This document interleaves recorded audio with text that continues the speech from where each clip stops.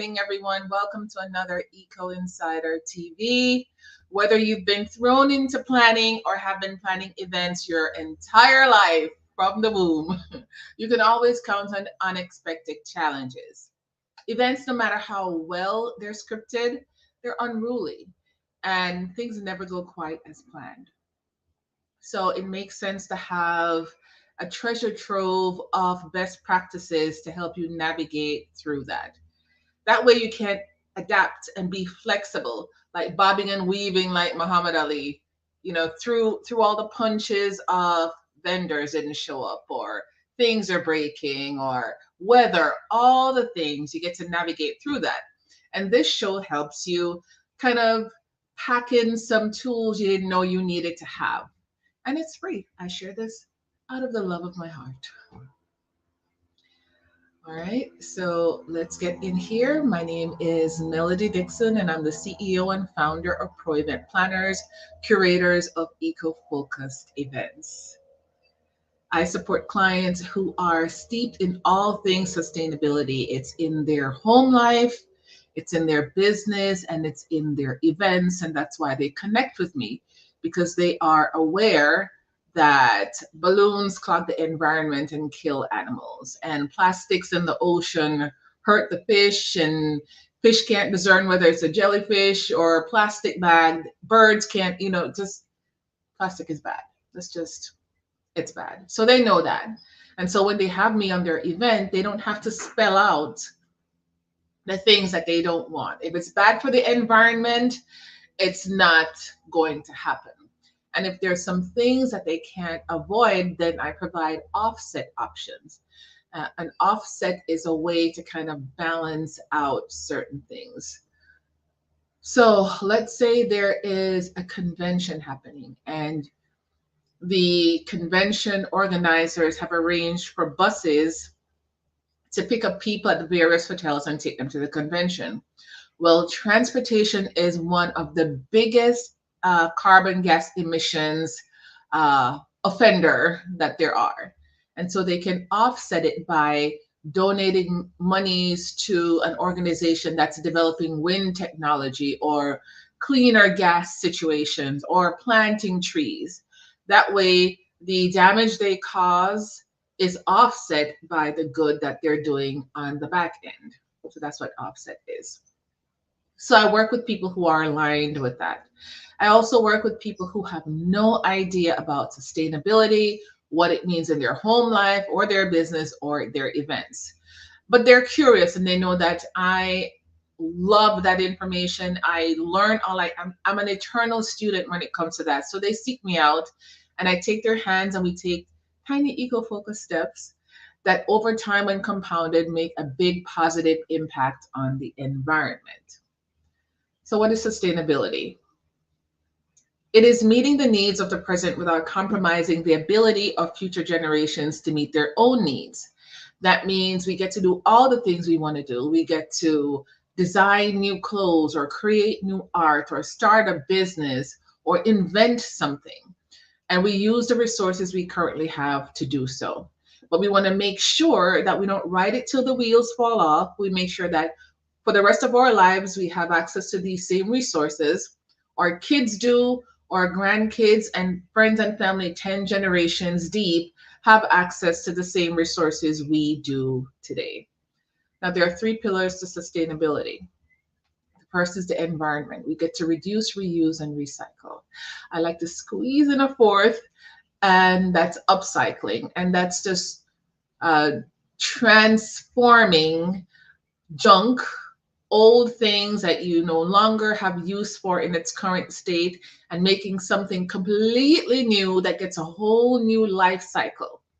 And an example I'd like to give is HGTV used to have a show called Flea Market Flip.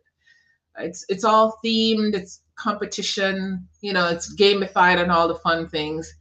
But what I liked was that they took junk and converted it into usable things. So old Western wagon wheels became coffee tables. Old fish tank stands became bookshelves. Old filing cabinets became some kind of a display case. They would just transform uh, that junk stuff that would go into the landfill into something new. And I discovered a new show um, not too long ago. It's called Container Masters. And the show starts off saying there's 140 million containers in the world, and a good portion of it is just sitting there unused. And the containers are the big steel cage things that they transport goods in from country to country. So if they're shipping a whole container load of stuff from China to, I don't know, whatever wholesale store here in the US, they stuff it filled and they put it on ships, specially created ships that can carry containers stacked high and transport it from one country to the next. So if there's not a lot of need for all of them to be active, they're just sitting there. And sometimes the people who own them will sell them or just want to get rid of them. This company converts those containers into tiny homes. Yes, I'm all about minimizing, except when it comes to plants. You can never have too much. But physical stuff that you don't need, you can always downsize. And I like that they're reusing the containers and making homes for people. The second pillar is economics. If it's sustainable and eco-focused, it also gets to make you money. If you're starting a business, then you want to make sure that you have strategies in place to reduce paper and plastic and reduce wasting of time and money. And that's also going to save you money and make you money. Third option is, or third pillar is social responsibility. We get to create spaces where people can get a job. You know, for all those who are entrepreneurs or inventors, we get to do all the expensive things, but we get to hire those who are qualified around us to help us support our dream. And in turn, we pay them so that they can find a place to live, get health care, take care of their family, and maybe foster their own dreams. We create spaces for wellness like parks and access to a clean beach and all those things, and give people the room to just be themselves, you know? So that's social responsibility. And all those things are connected to sustainability. When we look at our life and how we're living and how we're running our business, it should all be colored by these three pillars. Not should, it gets to be. It's a gift to live consciously and intentionally so that we can all have an expansive life versus some people living to the fullest and then some people just not living at all. Physically, mentally, we don't have any control over that, but physically, we want to make sure that there's jobs in the market. We want to make sure that there's resources. So those three pillars support that. Now, today, we will unpack how to prove your event is a success. Oftentimes, people just ignore the success or ignore proving the success, and they figure, gosh, so many people came. We saw lots of people. They had lots of food and drinks, and everybody had a good time. Well, those are not quantifiable ways to determine the success of your event. You need to prove event success. Take the time right after the event to identify what went well and what didn't. Then do a deeper analysis of your event matrix. And the matrix could be charts and spreadsheets and things that will say, yes, we did this, and here are the numbers to prove it. Your stakeholders, which could be, if you're a planner, it could be your client. If you are the manager at a company, it would be the goals set up by the CEO of the company, and you're the person who's in charge of creating the event to get those goals achieved. They'll be impressed if you can speak their language and give concrete results. Oftentimes, if you're running a business, even as a planner, and I have the unique perspective, I guess, of being in corporate America as well as being a planner. So I understand revenue goals and sales and marketing plans and figuring out lead generations and all the things. As a planner, I can speak that language. So when a corporate client comes to me and says, we want to do these particular things, they're not speaking Greek. They're like, we're here, we're going to get it done. And I have some great strategies on how to do so. Strategic event planning starts with identifying organizational goals and using events to reach those goals. There's almost nothing that happens in a company that shouldn't tie back to the company's mission. Organizations have clear functions, which is why they require goals and alignment. And those are the ways that we, I guess, create goals for events. What is the mission of the company? It is to create tech to do something for, I don't know, entrepreneurs. It is a way to provide content for companies who are looking to take care of their staff, like human resources type information. And the mission of the company is to take care of people, whether it's their customers or their staff.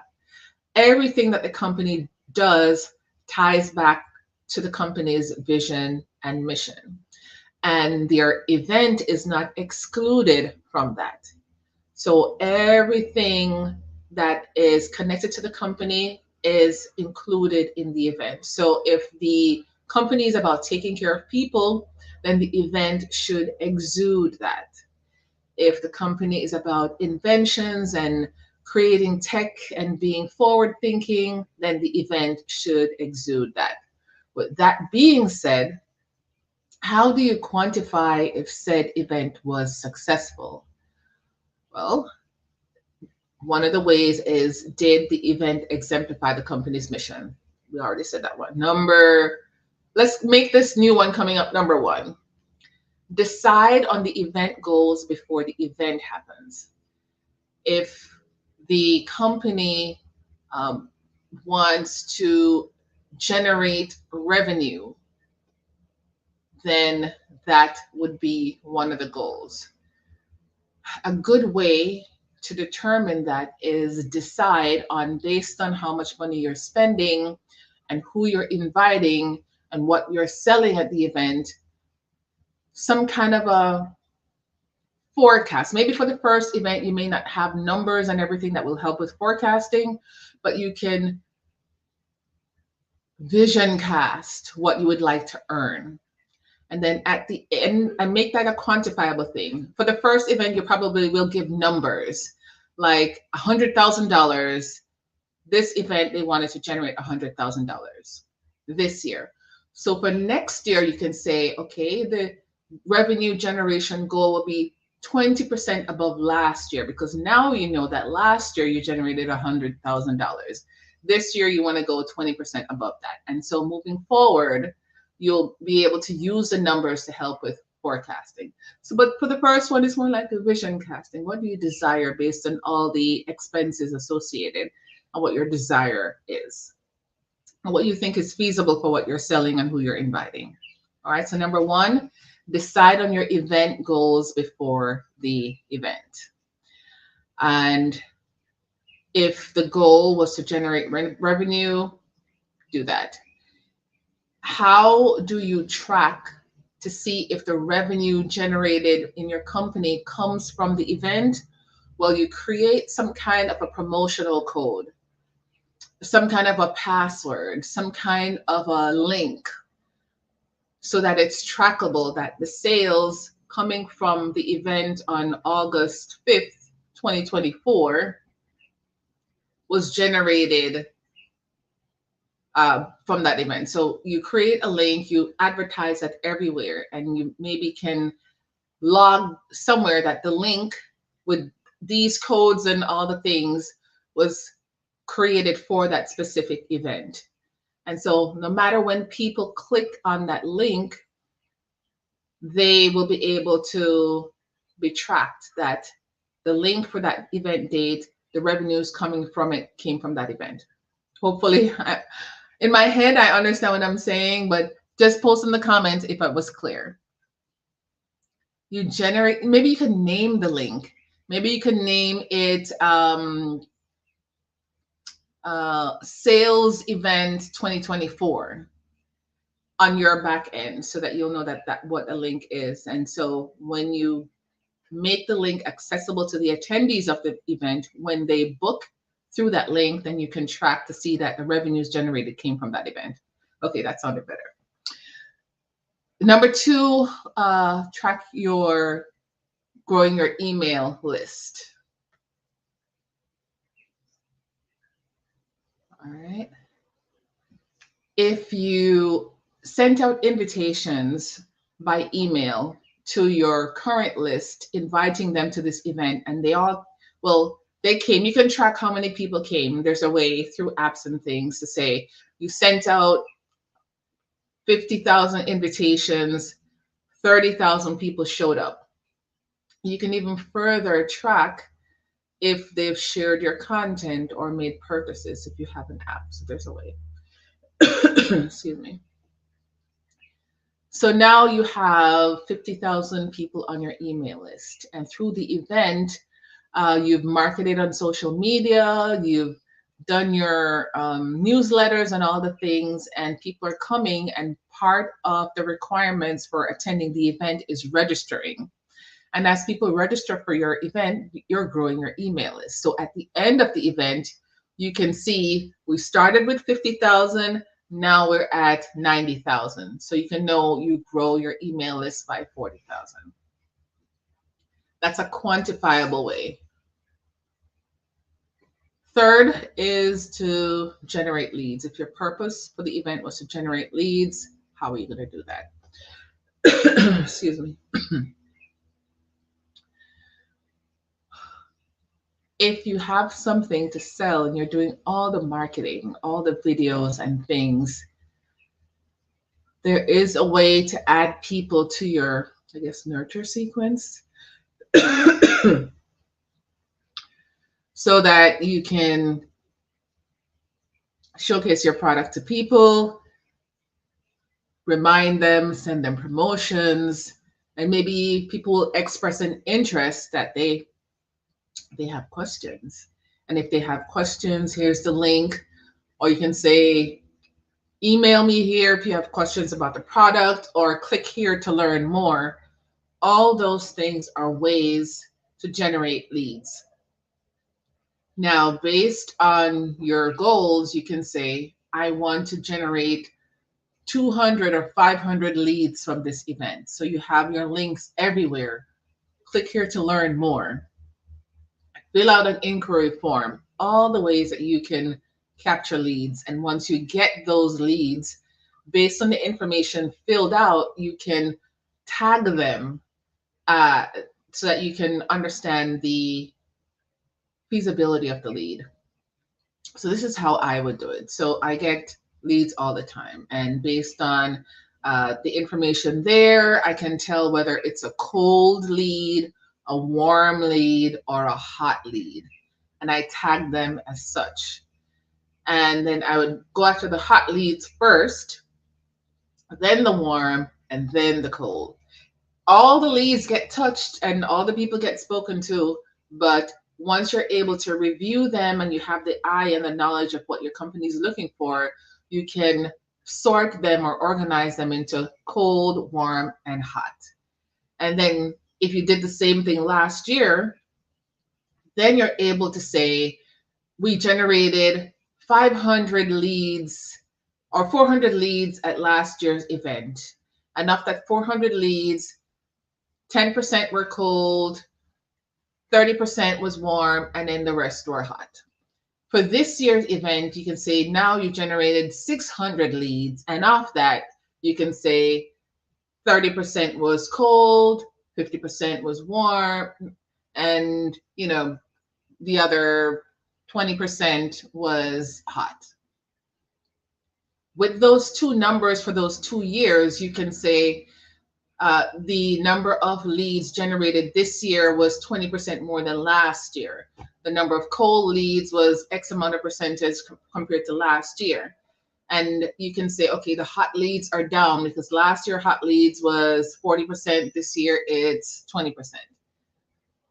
All the numbers matter. All these are matrices, I guess, that allows you to see the effectiveness of your event. And you can quantify based on actual data. Now, it is a lot to be able to manage all of this. And that's where event planners who are corporate event planners come in, because they understand the need of the business, but they also understand the wonderful tool that events are, or an event is, that will help you grow your business, grow your revenue. If you have questions on how to do this, how to navigate through the data, how to capture the information so that you can generate reporting and manage your business expenses as such, or maybe decide to have or not have the event again, let's connect. My for Instagram, the link is in the bio. For YouTube, the link is in the description of this live to the website. Click on the packages tab. It takes you to my pro event package. This is what I call the hashtag hire it done. You don't want to have to be bothered with the analyzing and the figuring out of the strategies and all the things with the event. Let me do that for you. Click the link, fill out the form. I'll give you a call. We'll talk it through. Okay? My name is Melody Dixon. I'm the CEO and founder of Pro Event Planners, curators of eco-focused events. My email address is info@myproeventplanners if you have any questions. Okay?